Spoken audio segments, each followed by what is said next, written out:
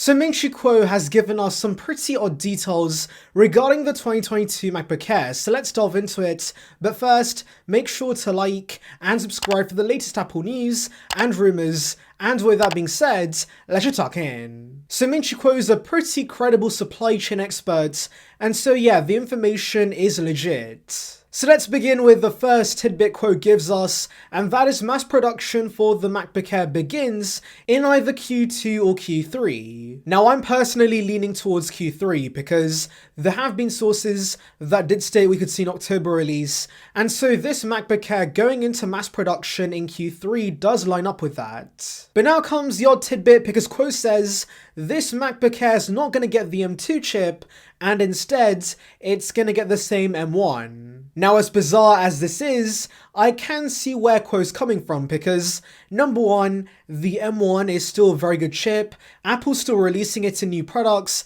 like the iPad Air that was recently announced, and so there's not a massive issue with Apple recycling the M1 chip for this Mac.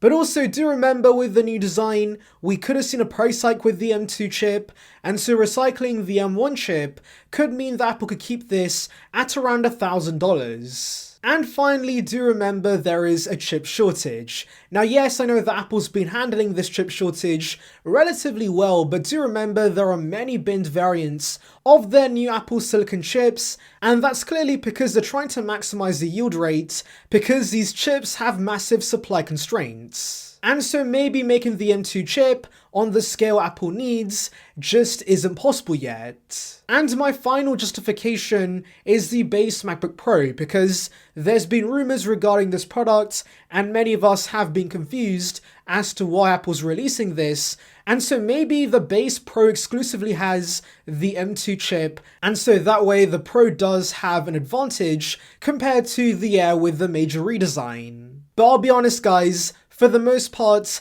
I do still think this does not make sense, and Apple would not recycle the M1 chip. And actually, that's where this additional tidbit 9to5Mac got from Kuo does fit in, because apparently Kuo did further specify this would be a modified version of the M1, and the actual M2 chip is gonna be pushed back to 2023. And so I could maybe see Apple branding this as the M1S or the M1 Plus, but if this is the case, this is most likely due to the chip shortage. And honestly, I guess this could explain why the specs for the M2 chip that's rumoured right now are pretty tame, because the only upgrades are going to be 2 more GPU cores and slightly higher clock speeds. And so yes, maybe Kuo is right about this, but we'll have to wait and see. Anyways, moving to the other tidbits, Kuo tells us there is no mini LED panel on this. Now this does go against initial reports, but this also makes a ton of sense in my opinion, because there's clearly a mini LED shortage, and for a mass product like the MacBook Air, it's better that Apple uses